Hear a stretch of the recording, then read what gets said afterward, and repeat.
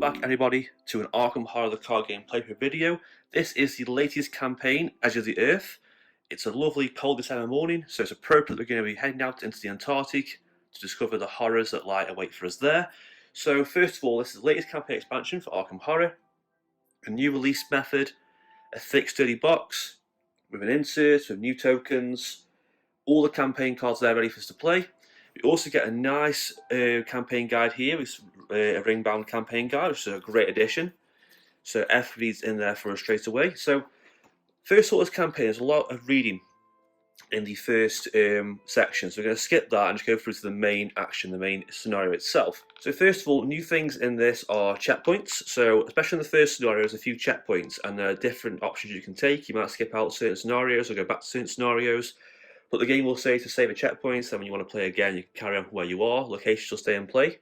We also have frost tokens, which are these tokens here, which don't do anything right away, but the more there are in the chaos bag, they might have extra effects later on in the game. We also have these set aside, if I say the word right, Tequila Lee weakness cards. There's a bunch of these shuffled face down. And throughout the game, you'll add these to your deck, and they stay in your deck throughout scenarios. They're just basically small miniature weaknesses that happen throughout the game. So the more of them you have, the harder it's going to be.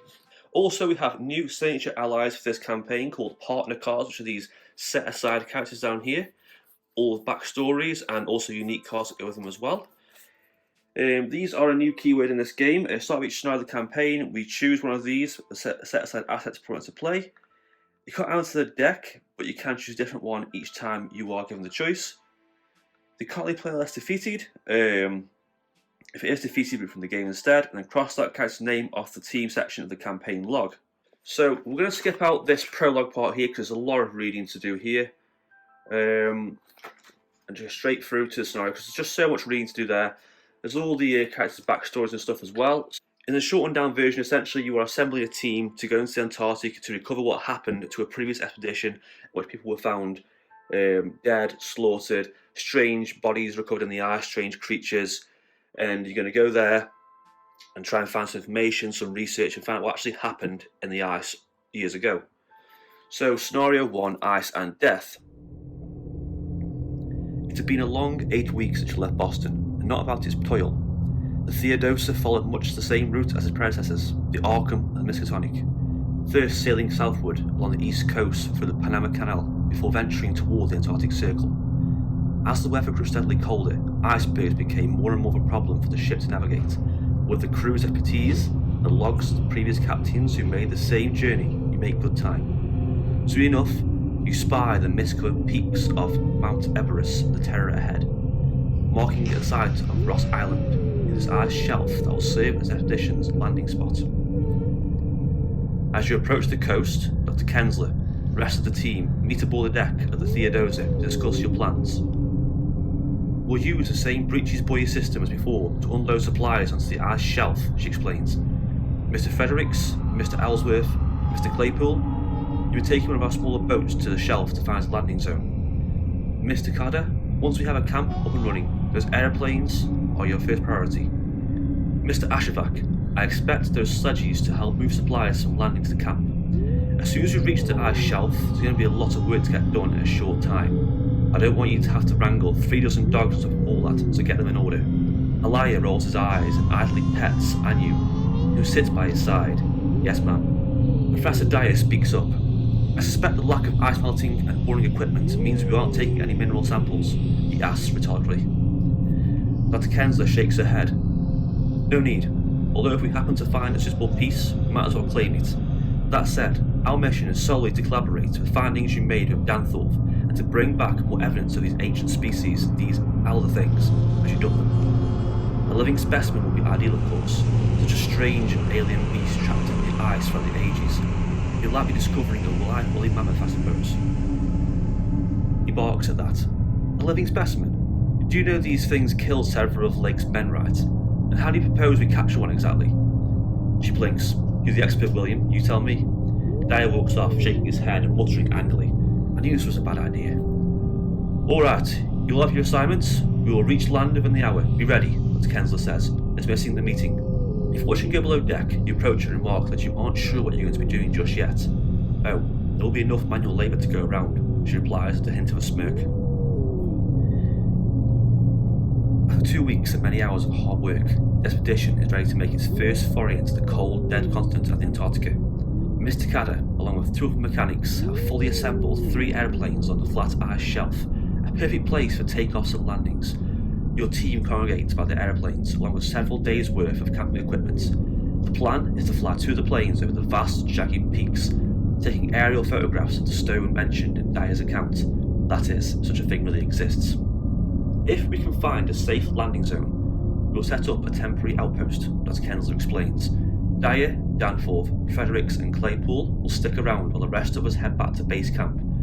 We can use the sledges to ferry supplies to and from the camp. Otherwise, we'll simply scout out the area and head back to base camp. The team nods in agreement and begins boarding the planes. Buckle up, the pilot says. You climb into your seats and get ready for the flight. One at a time, the 2 planes take off from the ice shelf and soar into the opaque fog. The rough Antarctic winds and low visibility make poor flying conditions, but nevertheless you venture through the beautiful and deceptive polar mirages over miles of icy wastes and barren snowdrifts. Dr. Kensler peers out her window as you pass a magnificent view of distant mountains like vibrant, enchanted castles floating above the clouds. They're beautiful, she remarks quietly. Isn't nothing that begins. Wait until you see, and then the storm hits. The winter winds are so sudden and fierce that they almost foreshadow your seat. Both planes shot to and fro in the hurrying winds as you hear several passengers shouting behind you. What the hell? Frederick grunts. We have to head back, Claypool shouts. These winds will force us down if we keep going. But we're so close, Mr. Kensler growls bitterly. We don't have a choice, he yells back, but it's too late. The plane lurches towards the ground and the pilot struggles in vain to regain control. All the other passengers notice a dark shape in the sky at the same time you do. It's a massive shadow, like a curtain drawn across the mountains, or perhaps the tattered wings of some behemoth. It scowls at you with dreadful, hollow eyes. It reaches out, and you wake up, regain consciousness. Intense pain sears through your blistering skin. Through the haze, you can barely hear muffled shouts outside the burning husk of the aeroplane. Somebody grabs your arm, pulls you from the wreckage, and hurls you onto the soft snow. More shouts erupt all around you. There's another! Quickly, grab my hand! You rise to your feet with a world of effort. Miraculously, you are only bruised and winded. Most of the team members are similarly unharmed, except... Okay, and we're back. So, here we've got to gather the 9 story assets, so that they think this is the team, the partners, shuffle them, choose at random, and they're going to be killed. And the top one for me is going to be, shuffled up, is James Cookie Fredericks. So, read his section here. So, James is killed. So, this reads, Claypool and Ellsworth kneel over Cookie's mangled corpse. He was a good man, utters at last. She nods. Despite his many attempts to fool us otherwise, he adds. Claypool risks the slightest of smiles, though you can tell his lip is quivering. The 2 stay silent for some time before Dr. Kensler interrupts their mourning. I'm sorry, let's get moving. Let them grieve, would you? Elia interjects, but despite the situation, both the explorers stand and snap to attention. No, she's right, she says. Cookie wouldn't want us to waddle. He'd be the first person to tell everyone to keep moving. Okay, so with that out the way, so he is dead. Right, onto the gameplay now. So this is the first scenario, Ice and Death. First of all, we pick one of the expedition team members to add to our party. We've chosen Dr. Amy Kelser. You can see here she has the partner keyword, uses 3 secrets, has 2 health, 4 sanity. Spend a secret and exhaust her to investigate to a base skill of 5. If you succeed, look at the top card of any investigator's deck or the encounter deck, and you may discard that card. That's a pretty good card right there. Let me just get my 5 resources before I forget. There's 5.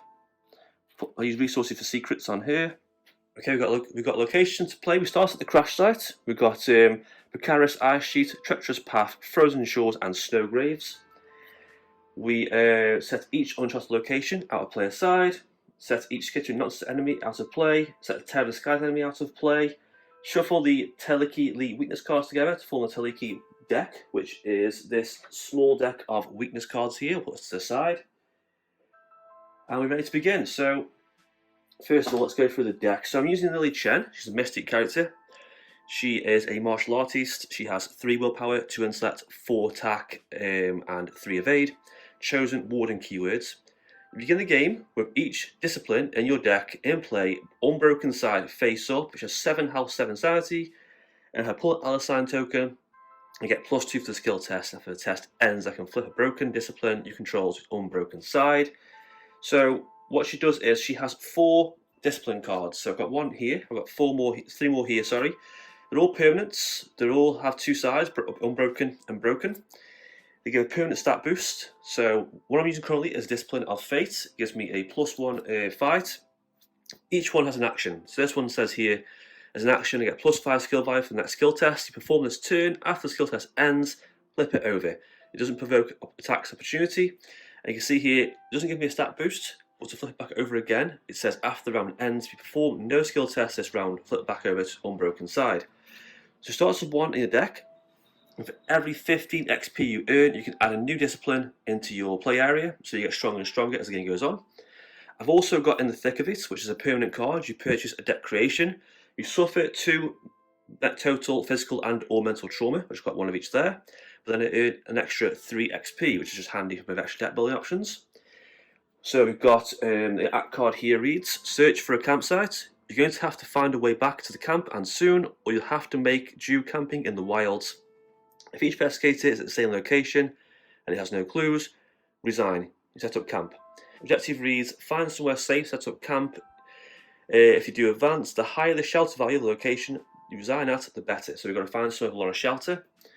The agenda card reads, cold welcome. This isn't exactly how you managed your first foray into Antarctic wilds. The stinging cold and lashing frozen winds will only get worse over time. 4 threshold, after location is entered by investigator for the first time, put into play each set-aside location connected to that location. So the more we explore, the more the map will fill up, using this guide here for all the map, which is pretty good. A nice ring-bound campaign book. We also have 4 locations in play. We have the crash site, which we'll start at, precarious ice sheet, treacherous paths, frozen shores, and snow graves. So ready to begin. So first of all, where we're at here does say it has 2 shroud, no clues, no shelter value here. But it does say test 3 is an action to scavenge from the wreckage. If you succeed in the supplies recovered section of the campaign log, record spare parts. So obviously this is a crash site, we've just lost the ship, we've got to find somewhere quick to take shelter before we die. We've got to find somewhere good for shelter. So draw it to a hand size of 5 and begin. So I've got quite a variety of cards here. I've got a Chanted Blade, uses 3 charges, +1 for this attack. You may, as additional cost, spend a charge to empower the blade. If you do, +1 to attack and extra damage. It's pretty handy. We have the Bandolier, asset for 2, 1 health. 2 additional hand slots, which can only be used to hold weapon assets, which is pretty good. While you have weapon assets held in 2 or more hands, you get +1 willpower. We also have Dragon Pole. This is a good card for Lilly Chen. You get 1 additional arcane slots, which is handy because we're a mystic character. You can fight, you get +1 first attack for each of your arcane slots that is filled. If at least 2 of your arcane slots are filled, it does +1 damage. So the more arcane slots we fill, the better. Azure Flame uses 4 charges. Fight, it uses willpower instead of fight and deals +1 damage. If you pull an Elder Sign, a +1 or a 0 token, you take 1 damage yourself. And lastly, we have Alicia Graham, asset for 4, 1 health, 3 sanity. Plus an intellect, as a 3 action, I can exhaust her, look at the top card of either the encounter deck or any player deck. You may then add 1 doom to Alyssa Graham to place a loot card at the bottom of the deck. So I think I'm going to play her first, get nice willpower up. So I'm going to play her, get the willpower nice and high. Sorry, intellect nice and high. There we go. We can't afford much else just yet. So I could test here to scavenge. I mean, it's going to be quite hard with my pretty low stats, so I might come back to that later. So let's go downward a little bit. Let's go to the frozen shores. So let's go down here. Now there are no locations, that's this location, so we're okay. So this has 2 shroud, 1 clue on it. It gets +2 shroud if it has an attachment to it, attached to the counter card, and a shelter value of 2. So the higher the shelter, the more safe the area is for us. So we play the card, 1 action, move here, that's 2 actions, and I think we'll investigate for a final action. We've got 3 willpower, intellect should be okay, and 0, that's fine. Got a clue. As you can see down here, it says additional cost at enter this location. You must spend 2 clues as a group. So I want to get another clue and go down there. So next turn we're going to go up there, get some more clues, come back down to ourselves. So end of our go, we draw a card. We have Uncage the Soul. Play a spell or ritual card from your hand, reducing its cost by 3. Okay, I do have 1 Azure Flame. It's a pretty good card. I play it for 3 basically.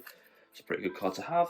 We'll put Doom on the agenda, so that's on 1. And we'll draw a counter card, and it is 0 invisibility. Put it into play in your threat area. Additional cost for you to leave a location with treachery attached to it. You must spend 1 action. End of your turn, test 2 agility. If you succeed, discard 0 invisibility. So it's going to cost 1 action extra to leave this area. Okay, so let's go to Treacherous Paths. This cost me 2 actions, which sucks. So this does read: after you reveal 1 or more frost tokens from a skill test, Treacherous Path, take 1 damage or horror for each frost token revealed. Now, frost tokens are added through the game gradually, but they don't do much just yet. We haven't got into the chaos bag just yet, so we're okay for that. So 1 clue on there. Locations connected to that. There is 1, and it is the Rocky Crypt. So I'm going to put the Rocky Crypt into play. So we are exploring these areas. Rocky Crags, so there we go. So this reads, I need 1 clue as a group to enter there. So I can't actually go there soon, but I need more clues. So let's get a clue from here. Well, the thing's quite low shroud value. So investigate again. 3 against 2, -1, that's fine, we're okay. Another clue, and that's how we go over. So end of your turn, test 2 agility. So we've got 3 agility, or evasion, should I say. Test 0, yes, that's that gone. That's out of the way, so we'll draw a card. Burden of Destiny. You must choose, so flip a discipline you control to its broken side. It cannot flip back to this round, or take 1 damage in horror. I'll flip it over. I'll take damage in horror, that's that gone. A nice weakness on the second draw, that's always good. Doing the agenda, that's on 2, and draw a card is Aperiophobia, whatever that means. Test willpower X, so X is your location shelter value, which is 1. If you fail, you must decide, take 1 horror for each point you fail by, place 2 clues on the location, or add 1 frost token to the chaos bag. My willpower is currently 3 against 1, so this should be pretty easy skill test to perform. -2. Just about did that. Only just. Okay, so I'm going to move to the Rocky Crags. I'm going to spend a clue. I'm going to move up to here. And this says, okay, 3 shelter value, 2 clues, 3 shelter, gain bear now. When treacherous is attached to Rocky Crags, it gains surge. That sucks. So we're going to move there. We're going to play Uncage the Soul to put into play Azure Flame over Arcane slot. So we've got a bit of a, if you want to fight off enemies, we can do. There we go. A bit of extra defense for ourselves. And we're going to try to save up for Dragon Pole or Enchanted Blade. Put 2 clues on that. And then 1 last action, I might investigate. I'm going to investigate with Dr. Amy Kensler with a base stat of 5. So let's draw these. Might +1. That's great. Gain a clue. We get to look at top card of a deck. Let's look at the encounter deck. Ancient Evils. You know what? I don't mind that. I can stay back, that's fine. Let's draw a card. Guts, good for some skill tests. A resource. This is on 3, and encounter card is obviously Ancient Evils. Agenda's advance, but I guarantee whatever was next to that would have been a lot worse. So agenda advances. So this reads, hold on, come see this, one of the team members shouts as you trudge ahead through the snow. You turn back and examine what they have found, a second set of tracks in the snow, but smaller, misshapen, almost impossibly so. What in the hell could have made these tracks? One of your party asks. You stand dumbfounded. Very little wildlife exists out here in the frozen wastes, and these tracks match nothing you've ever seen before, nothing you can imagine. You don't have to question what could have made such tracks for long. A shape emerges from the erupting snow, twisted and deformed like a splotch of ink spilled upon the canvas of reality. It's a strange, almost familiar cry that is eaten by the howling wind. Then, with terrifying speed, it rushes towards you. Spawn a set-aside skittering nonsense enemy with me. Shuffle the remainder of the set-aside skittering nonsense enemies and the set-aside creatures in the ice and counter set into the counter deck. Okay. Agenda 2 reads, into the white. Something dwells beneath the ice, something never seen before or heard before, not even in William Dyer's horrifying report, something unreal. 64, 7 Shroud, so we get a Skittering Nonsense enemy with us, which is one of these enemies down here. 2 attack, 2 health, 4 evade as a hunt keyword. When you defeat sketchy nonsense, shuffle top card of the Technically League deck into your deck looking at it. If you cannot, it attacks you. That's pretty irritating. And we get the rest of these, the rest of the encounter cards into the encounter deck. There we go. So I'm really glad I played Azure Flame, because I'm going to use that now. Let's use Azure Flame. So spend 1 charge, fight. Use willpower instead. And we get +1 damage. Okay. +1, great.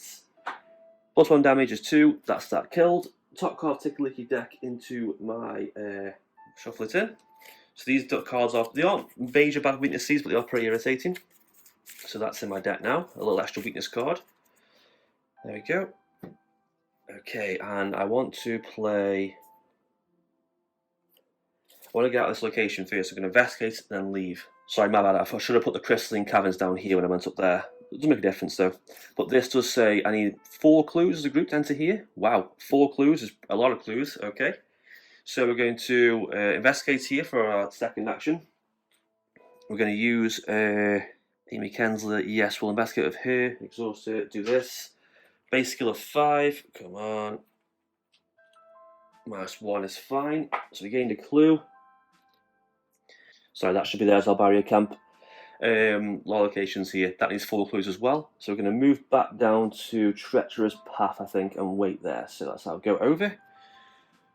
So definitely want to get 1 more clue. I might see I can either choose the barrier camp or the crystalline caverns. The camp seems more safe. There's getting more, you know, supplies there hopefully. So we're going to go for that. So we'll draw a card. Draw the weakness card. Okay, so this is the Tekali weakness card. It's take 1 horror.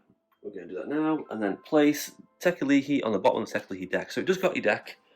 It's not the worst thing in the world. It's just like a slow, minor inconvenience kind of card. Get a resource. Doing the agenda. It's on 1, and counter card is Polar Mirage. Attached to this location of at least 1 clue. Without a copy of Polar Mirage, if you discover or take control of 1 or more clues, discard each non-weakness card in your hand and discard this card. That's fine. There's nothing here with clues on, so we're okay. I'll put it up there out of the way. So. New mission plan is to gain some clues. Okay, we're going to play... we'll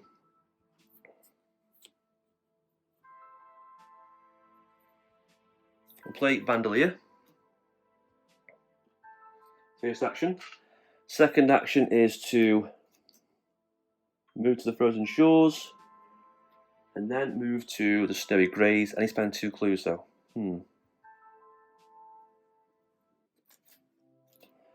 Second action is to move. Second action, go to the precarious ice sheet. Okay, this has 4 shrouds, quite a lot. 1 clue, 2 shelter value. When you draw a hazard treachery, while that precarious ice sheet, add 1 frost token to the chaos bag. Cancel that card's effects and discard it. Okay, that's got 1 clue on it, so we're going to move there. Put a clue on this. So an location attached to that. Let's try not to forget it this time. Icy wastes and remnants of lake camp. So icy wastes and remnants of lake camp. So that's 4 clues again and 1 clue. I'm guessing the ones with 4 clues have a lot of stuff to get on there. So I need to get a clue from here. I'm just going to gain a resource because this is why. Gain a resource. I've done no skill tests this round. Just played a card and moved. This flips back over, so I've got my handy discipline card back. And then I'm going to draw a card, Promise of Power. As you commit Promise of Power to the skill test, add 1 curse token to the chaos bag. If you can't, take 2 horror instead. And a resource. Gain one of those, draw a card, Dark Aurora. Test 3 willpower. For each frost token you reveal, take 1 horror. If you fail, take 2 horror. Okay. So test 3, I think I'll use Guts. For succeed, draw a card. So I've got a nice big stat of 5, I think. That's right. Yes, I've got 5. 5 against 0 is good. That's that passed. I am okay. So, get a clue from here.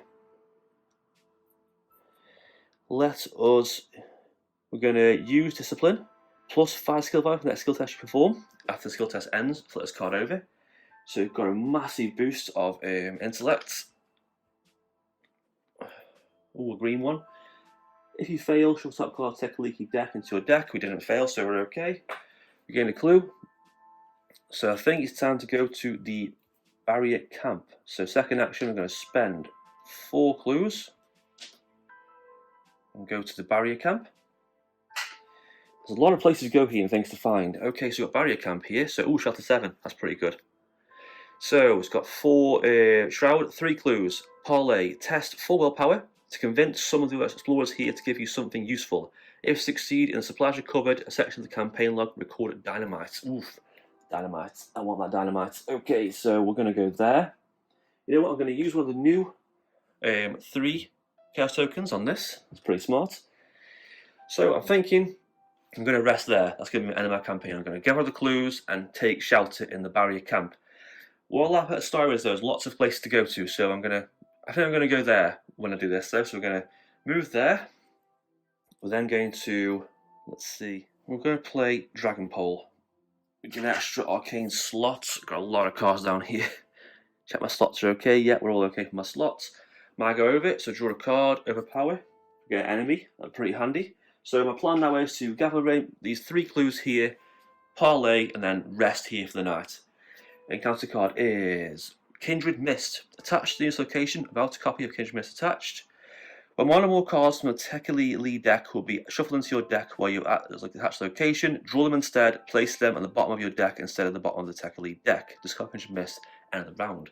Oof, okay. Be careful on Tekeli cards and witness cards. Okay, so I need to investigate here. Let's use Dr. Amy Kensler to investigate with a base skill of 5. Hopefully this works.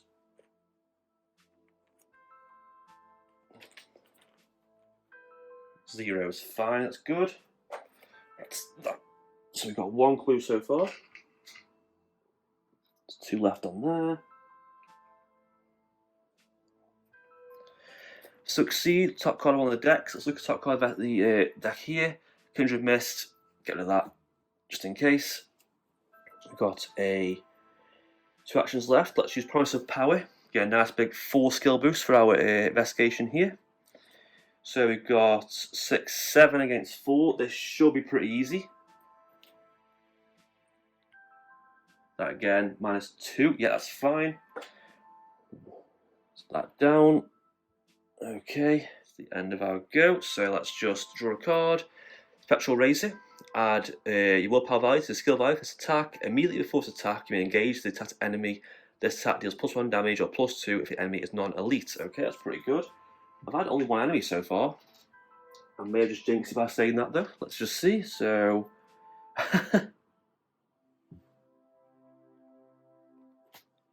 so let's draw a card. It's jinxed these. Okay, so nonce enemy defeated, shuffle their Tekeli deck card into your deck. End the round. Just got that. Okay, so I've got an enemy here. Let's use Azure Flame again to kill this creature because otherwise it's going to keep attacking me. Oh, auto fail. I'll use it again. Fight. +1. That's fine. That's that dead. I get another of those weakness cards. Let me just sleeve it up and shuffle it in. Hopefully I don't draw it this time on the first go. That's that there. Fortunately I can't use that anymore, so I do need to gain 1 more clue here, but I've got no way of really boosting up my stats. I've only got 3 intellect and I need at least 4 shroud to get around this thing, so I put the curse token in there last time, so I need to wait a bit. So I'm just going to draw a card, hopefully I get something useful. So I'm going to draw a card. Burden of Destiny. I can't flip it back over. I've got to take 1 damage, 1 horror. To be fair, it's not bad, apart from the mental trauma. It's all taken so far. Not too bad. Okay, end of my go. Draw a card. Oh, Jesus Christ. Got to take 1 damage, 1 horror. That was some bad draws. Okay, this is on 5.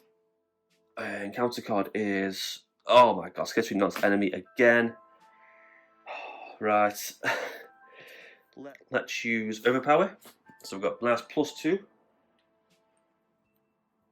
Discuss that. Half health value location made up, so that's 4. Oh, just about did that. Only just. That's that gone. Another of the weakness cards is added. There we go. In they go. I just need a good card to get some clues, so that's that done. One action, let's do a second action, draw a card. Don't need that. Third action, draw a card. Rosemary, don't need that. Okay, this is getting hard now. I need a way of getting clues fast. So, resource, draw a card. 6 cents, yes. Investigate using willpower instead of intellect. If one of the symbols is revealed, you may choose a real location, and you investigate the location for you there. You know what? It might work. It's not going to be perfect, but it might help me out a little bit. But it's not the best though. So, doing the agenda, that's on 6. Draw a card. Dark Aura, test 3. For each frost token you reveal, it's fine. So that's test 3. So I've got 3 against 3. This could go bad. 0. Fine. Only just. Right. I need to get some clues. So if this flips over, I'll be okay. I just need to basically wait a turn, do no skill tests, flip this over, and then use +5 to succeed. I can try and parlay up there and do that action while I'm waiting. So I need to commit 4 against 3. So 1, 2, 3. That's 6 against 3. It should be enough to commit to skill test. -1. So record, we have found some dynamites. Okay. Second action is to draw a card. Thorny and Stone. Third action is to draw a card again. Vigilant. I've got plenty of intellect symbols here to do a skill test. End of go. Draw a card. Dragon Pole again. Don't need. Gain a resource. Unfortunately, this flips over. This could be bad. This could finish me off. Okay, let's see what happens here. These things, the manifestations, they're not beasts or even alien creatures like those Dyer and Danforth encountered in their last expedition. You're not even sure they're entities at all. They have no shape, consisting of an almost protoplasmic substance that seeps back into the ice when harmed whenever you escape their clutches. Given the persistence of these entities in the inclement, deadly conditions of Antarctica, you know you won't survive the night without finding shelter. Just as you are pondering what your next move should be, the ice beneath you rumbles with tremendous force, letting out a terrifying groan. An earthquake, one of your party asks over the raucous noise. No, that's impossible, another replies. You share a dreadful glance. Could it be one of those things? Oh, here we go. This doesn't sound good. Spawn the set-aside Terror of the Stars enemy at the revealed location of the highest shelter value. Well, that's where I am. That's great. Gender 3 reads, run out of time. The sun hangs low in the sky, but never sets. Your party is exhausted from the long, arduous day. Though the sky has never plunged into the dark of night, you know it's only a matter of time before you are forced to make camp. Okay, so we've got this big beast down here, Terror of the Stars. It's the thing that attacked us earlier. 4 attack, 3 health. Well, not too bad actually. Hunter Massive gets +3 health. When Terror of the Stars is ready, investigators can't resign its location or discover clues. Oh, so gotta kill this thing. Oh no, that's bad. That's bad. Okay, and encounter card is obviously going to be Polar Mirage. There's one clue. After discover or take control of one clue, discard each non-witness card in your hand. Oh, that's going to suck. Okay, so new goal: kill this thing. It's got 6 health. That's a lot of health. If I had this flipped over, I'd be okay. I could evade first, but I've only got 3 evade. It's not going to be enough. I mean, arcane slots filled. I could do that. We're gonna try and evade. Let's take a risk. Come on. Try at the bottom of the chaos bag. +1. Thank God for that. Okay, so evade this guy. We're gonna play Enchanted Blade. I know it's a hand slot because of the Dragon Pole. I can hold this. And we're also gonna play. These are 3 charges, okay. So that'll do. If I do 3 attacks, I can kill it. Attack with Enchanting Blade. Empower it. +1 for attack. So +2 and +1 damage. So I've got plenty of attack. I've got two. I've got like 6 attacks. Should be easily enough to do damage. I'll do 2 at a time with this. Should be easily enough. -1. Yes, that's 2 damage. So end of my go. This raise up. Doesn't attack though. Thank God for that. I could have waited and evaded then gain close, but I can't because of this thing here would have slowed me down too much. So draw a card, overpower, yes, that'll do. Draw cards, resource, time's ticking, and encounter card is Ice Shaft. Test agility 3. For each frost token you reveal, take 1 damage. If you fail, take 2 damage. This could go wrong. I could take some damage here. Come on. Come on, what can I get? What can I get? +1. Woo! I'm okay. I'm safe. I'm safe. Okay. So let's fight again. With this, overpower. More than enough. Tons of attack. Tons of attack power. -1. That's 2 damage. One more hit. One more hit and it's dead. Oh, and I draw a card. Overpower. Oh, lose 2 resources. No. It's not the worst thing in the world, really. And I'm going to lose the last shot of Enchanted Blade with Dragon Pole, just in case, for an extra boost of attack. And 0, yes. This thing is defeated. Away it goes, a kill terror in the skies. So I want to see. Okay, 1 action left. I've got to gain this clue. So I've got 3 against 4. So I've got 4, 5, 6, 7. 7 against this. +1. Nice and easy. Okay, I've got to basically survive 1 more turn, then parlay. This is discarded, and all my cards in my hand, but no cards in my hand, so I'm fine. End of round, draw a card. Pair for the worst. Top line cards, deck weapon asset. Don't need that, that's fine. Gain a resource.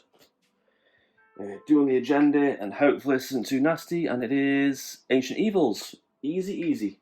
And last but not least, let's just resign. So value is 7, so we're done. Let's check resolution and see what happens. Okay, so exhausted and terrified by your ordeal, you decide this is as good place as any to make camp for the night. Perhaps tomorrow you can salvage some kind of academic value out of this hellish journey, but for now, such things seem trivial. Survival is the only thing on your mind. So resolution 1 reads, as you make camp, you are haunted by memories of creatures you encountered in the icy wilds. Such entities should not exist. Not even Dire's reports mentions anything of the kind. Grim silence settles over the expedition team as you set up shelter. No one speaks of what they saw in the frozen wilderness. No one speaks of the awful sounds those monsters made. You can only hope that this camp is secluded enough to avoid the attention of those things, whatever they may be. In your campaign log, write camp, and next to it record the name and the location the investigators resigned at. This location is referred to as the investigators' camp for the remainder of the ice and death. Record the shelter value in parentheses next to its name, so we're at the barrier camp with a shelter value of 7. We earn XP equals to the camp's shelter value to a minimum of 3, also we got 7 XP, plus the victory X value of each card, so 7, 10 skies, 8. Oh, so we got 8 XP, not bad. And then Expedition team of the campaign log record the amount of damage and horror on each partner, that's none. Proceed to checkpoint 1, disappearance. So this reads, your sleep is anything but pleasant. The maddening cold bites at your flesh and the ever-howling wind plays tricks on your mind, conjuring images of misshapen, inky forms bursting out the ground and rendering your party whole. Just as you find beginning to leave such horrid thoughts behind, your rest is shattered by a startled cry. You awaken to find your camp is in shambles and several of your companions missing. To your dismay, footsteps lead away from the relative safety of your camp and into the frozen wilds beyond. Find and gather the story assets corresponding to the surviving members of the expedition team. Shuffle them and randomly select a number of them equal to the camp's shelter value. Those characters are safe. If every member of the team is safe, proceed disappearance 2. Well, we've got 7 left, so that's plenty. We've got everyone there is fine. Disappearance 2 reads, spend the next day resting and preparing for the next leg of the journey. So if we had a less shelter value, more people would have died because we can get shelter. So skip to Ice and Death Part 3 in its entirety. So basically, we have done. So we skip out Ice and Death Part 2, so that's not I missed out, and we go instead to Ice and Death Part 3. So that's it for this first playthrough of this campaign. Interesting, because there's a lot of options I can go to, a lot of places I could have found. I'm assuming there's more things under here I could have recorded and supplies that have been lost on the plane. The lower shelter value would have been more people who have died. I might have to do second scenario. So this campaign's good so far because I really like how there's different options, different survivors, different partners you can take, different routes you can take. It gives it a really great replay value. And that's it for this playthrough. I'm going to upgrade my deck now with some beastie cards. I'm definitely going to include what's one got here on the side, the Cyclopean Hammer. Works perfect for my deck, perfect for me, and it is a beast of a weapon. Such a good card. So that's that done. So for this playthrough, any questions about this campaign, this deck, anything you've seen so far, let me know down below in the comment section. I'll happily reply to you. If you could like and subscribe, I appreciate that very much, and thank you for watching.